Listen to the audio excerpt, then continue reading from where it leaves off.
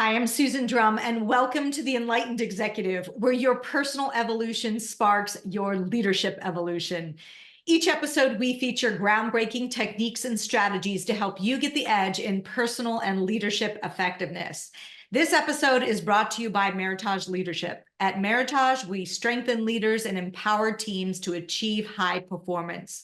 Go to meritageleadership.com to learn more. Today, we're discussing equine coaching and how it can help leaders in both their personal and professional lives. And I'm thrilled to introduce my very special guest, Lucinda Vette, the equine programming manager at the award-winning Miraval Resort located in Tucson, Arizona. Set on 400 acres of majestic desert in the Santa Catalina Mountains, Miraval, Arizona is the original Miraval Resort and Spa and is globally recognized for its transformative and immersive approach to well-being. Lucinda is a lifelong horsewoman and former attorney, now at the helm of the resort's Purple Sage Ranch. And at the ranch, Lucinda works horses' innate sensitivity and aptitude for social connection to facilitate insightful, nonverbal conversations between guests and their equine partners. So welcome, Lucinda. It's great to have you here. Oh, it is my pleasure. I'm so honored to be here, Susan, and so excited to be able to share something that I'm so passionate about on this forum. So thank you. Yes, yes. And I had the incredible opportunity to work with you and experience this for myself just last weekend. So I'll be able to bring a perspective from a guest and what that experience is like. But let's start out talking about what is equine coaching, because I'm sure there's some listeners out there that have never heard of this. I do have a lot of people ask me, what in the world could horses possibly bring to us in this realm of coaching and developing human potential?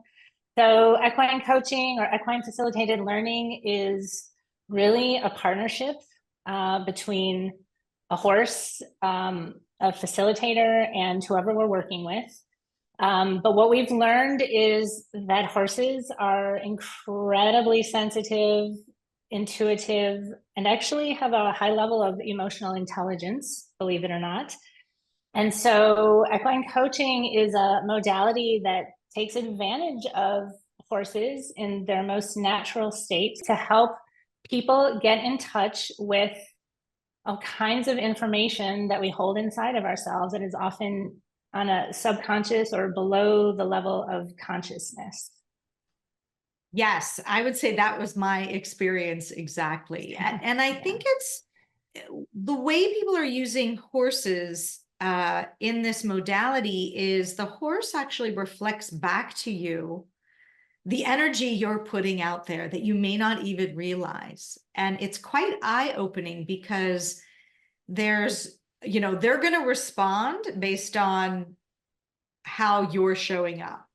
And look, I've done a lot of deep work, but I've never had an animal in this way reflect back to me some of the things that maybe some things I knew, but other things I didn't know.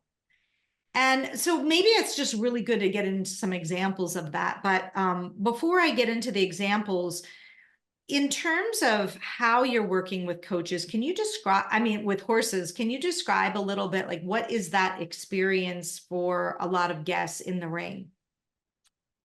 Sure. So we have a couple of different ways we can do it. One way might be a group experience where we have maybe 6 people, 4 to 6 people, or one could be a one-on-one experience. Sometimes we work with horses in what's called a round pen or some kind of an arena. It is an enclosed area, but it's big enough that the horse has a choice whether they want to be there or not. Sometimes we even work with horses. We take away all controls and we just work out in a large 4 or 5 acre area. And so we would do some kind of introduction to tell people what's going to be happening. And then generally we have people come in one by one and have an experience with the horse. And we have a planned activity that they would do with the horse. The activity might be something that to be successful requires a certain type of energy.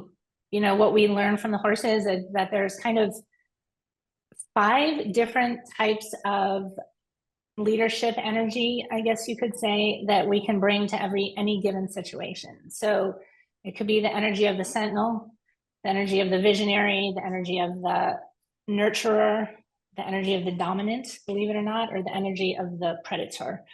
So we have an activity that is going to tap into one or maybe more of those energies. And so then we demonstrate what the activity will look like. We give instructions, but of course we can't demonstrate the really essential aspect of it, which is the energetic part that happens once somebody comes in the arena. And so with knowing in mind what type of energy the activity sort of would draw on, we sort of, the person who's interacting with the horse will just see what comes up with the horse when they do come in. And we do try to prepare people as much as possible. We're not just throwing them in to see how do you do in a stressful situation. We try to prepare them as much as you can prepare people for an experience that's so unique that they've never done before. But then it's a lot of observing the person's body language for the facilitator and the horse. The horse is feeling what's happening with the person. Really, the partnership between the facilitator and the horse starts happening then.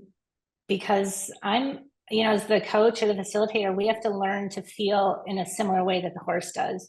And so through observation, through felt sense, through sensations in our bodies, through questions that we ask people, we start exploring what's happening, what's working, what's not working. Yeah. And let's tie this to leadership a bit, because one of the activities that you had me do was have the horse walk with me, but not tugging on the horse or pulling the horse, but energetically, could I have the horse follow me? So I'm leader. Could I put out that energy? And initially, I thought I had that and the horse didn't move, right? And so what it had me tap into was like a very slight feeling of frustration, like, okay, well, what do I do here? Like, I can't get this horse to move. So what am I supposed to be doing? And if you really take the surrogate of that, I can't tell you how many leaders I've coached that this little bit of frustration comes up of like, I'm trying to get my team to complete X, Y, and Z, and they're not showing up the way I need them to show up, right? So there's so many analogies. And what I found is when I shifted my energy, the horse actually walked with me. And that's what you get to learn in this environment is what kind of energy are you putting out such that your team is responding in the way that they're responding, because the horse is going to very much show you non-verbally what that energy looks like. And so that part was super fascinating for me. And I'm trying to think, it's so subtle too, what the shift was. But I remember part of that being getting really connected to what I was feeling and being present with the horse at the same time. So one of the things I learned, and you can feel free to share what you saw as the example, but I tend to focus a lot on the other being the horse. Okay, well, what does the horse need? What do I need to do? And I lose contact with myself. And what am I feeling? And I didn't even acknowledge that I had frustration, and you had me sort of tap into that. And the reason that's important to recognize that is emotional intelligence, being present with what you feel, being present with what other people feel. And what I got is if I'm not present with what I'm feeling in the moment, the horse is getting sort of a mixed signal in a way. But maybe you can share a little bit more or elaborate on that, because I'm sure I'm not the first person that's had this experience. Yeah, I mean, that tends to be, I think, a big pillar in this work is emotional intelligence. And my observation is that many people and many very, very successful leaders, I work with a lot of, C-suite executives, high level people.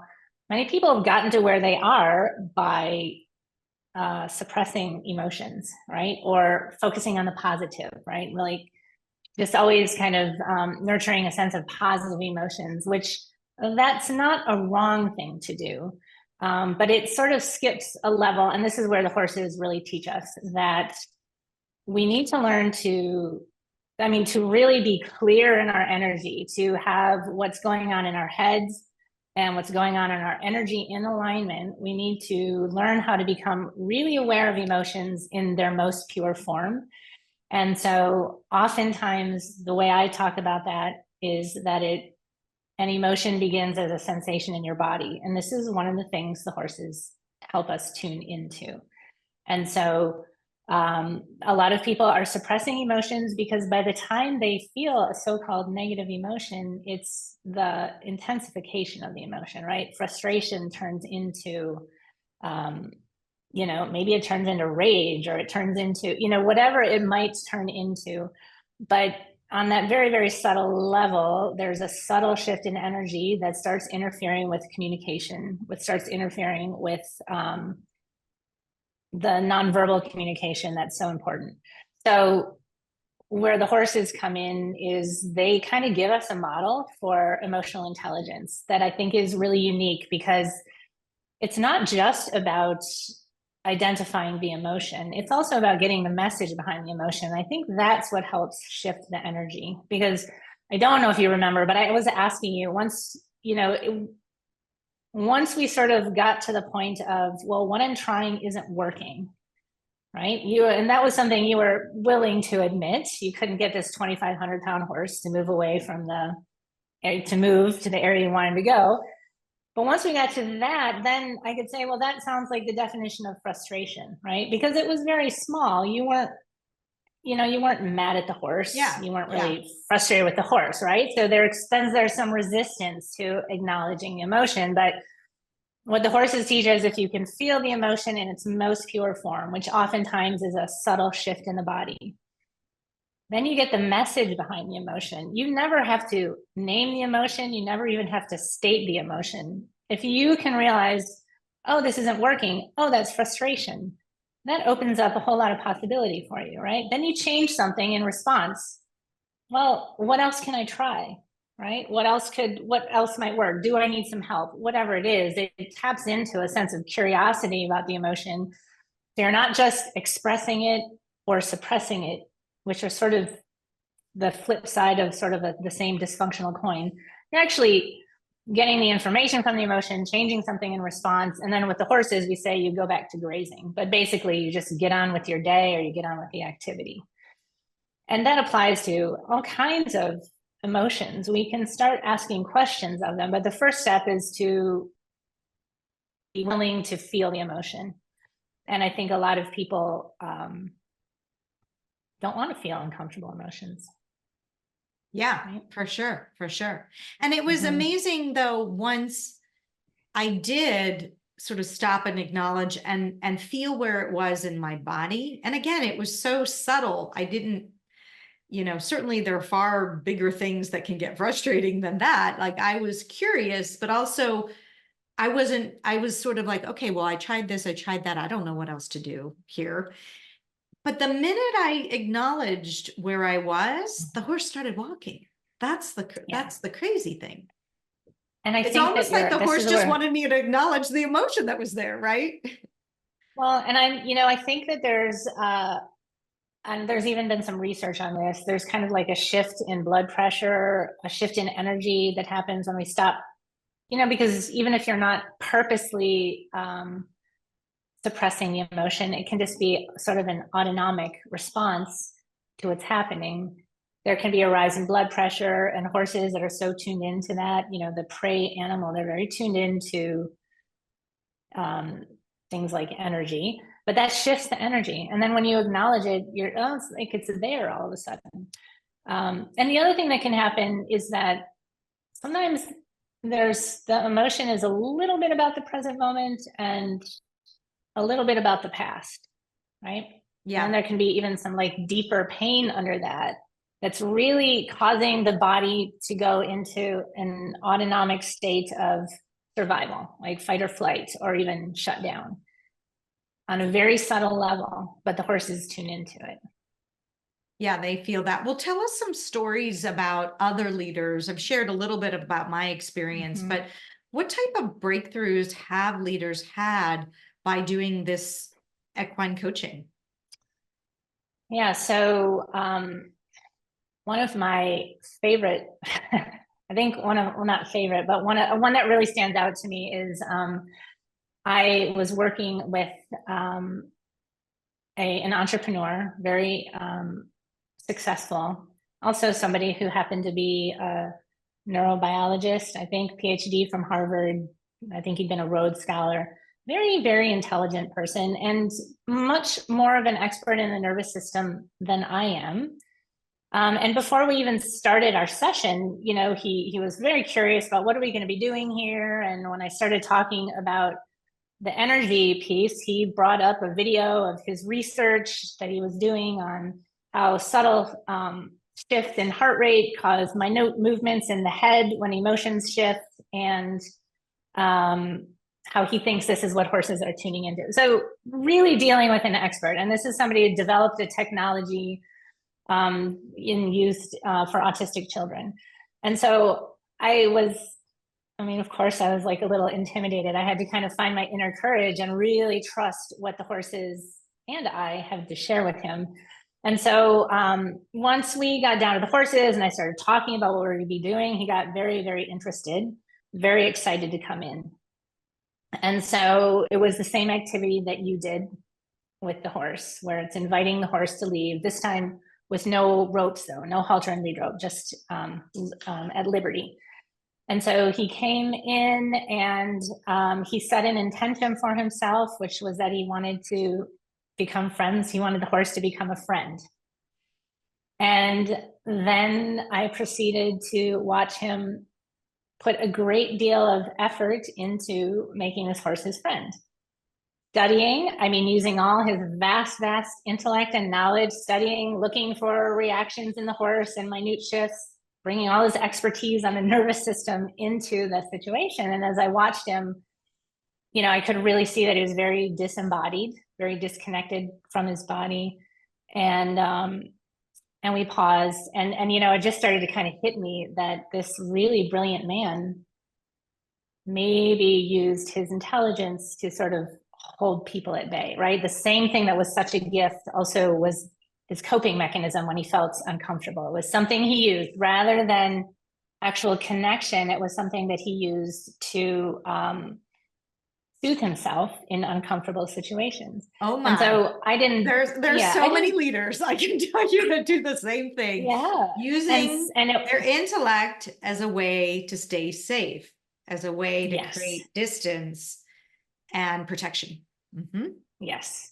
And so, we talked, he tried some different things. And then, all of a sudden it just hit him, he came up with these realizations, and he realized how the very thing that served him so well in some areas also became a barrier to things that he really wanted, right? More connection, more ease with people. And then a lot of times with people, a lot of things can come up about childhood things that have happened, and that oftentimes these things are things we learn in childhood. And so again, with him, as soon as he started acknowledging this, the horse literally almost looked like he was falling asleep because this guy wasn't present, right? He wasn't. And so as soon as he could start talking about this and having insights about it, the horse woke up and then just walked with him, right? It just sort of happened. And so really powerful, and that's one of the, there's stories like this that happen every single day. It's always amazing to see what happens. I can tell more. It was amazing to see what teachers these horses are, right? And the things that you could learn about yourself just in terms of what comes up for you. And then you and I have that dialogue. And it's so congruent as well. We talked about this related to, my field of study and the work around how our childhood wounds show up in our leadership, right? And what happened to you is still showing up in very subtle ways and getting present to that pattern. And also that we are putting out energy all the time, whether we realize it or not. And everything has a vibration. And it's all about the density of the vibration, is how solid the matter is. The earth vibrates, right? We vibrate. This camera vibrates. Everything does. And so what we have to recognize is that our emotions also send vibrations out. And the horses, with their incredible sensitivity, are picking them up. So I often say, understanding your playlist is what's the vibration you're putting out there. And people are like, well, how do you determine that? And what I found is this is a fascinating way to figure out what is that playlist you're putting out there, because the horse is going to show you, Yes. Well, and the thing about the horses is this is what I observe. They just they respond to authenticity, right? They're going to be 100% honest about what it feels like to be with you. And they really respond to authenticity. So if you're feeling nervous, if you're feeling frustration, right? Acknowledging it is so powerful, getting specific about it, rather than just saying, I'm uncomfortable, so I'm going to breathe my way through it, right? You can have all these tools that support you in shifting your vibration.